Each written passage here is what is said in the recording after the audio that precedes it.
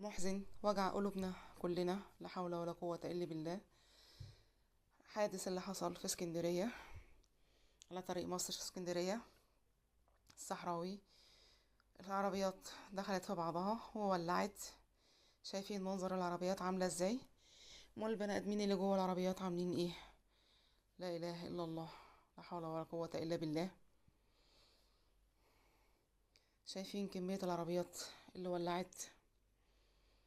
الكارثة كبيرة.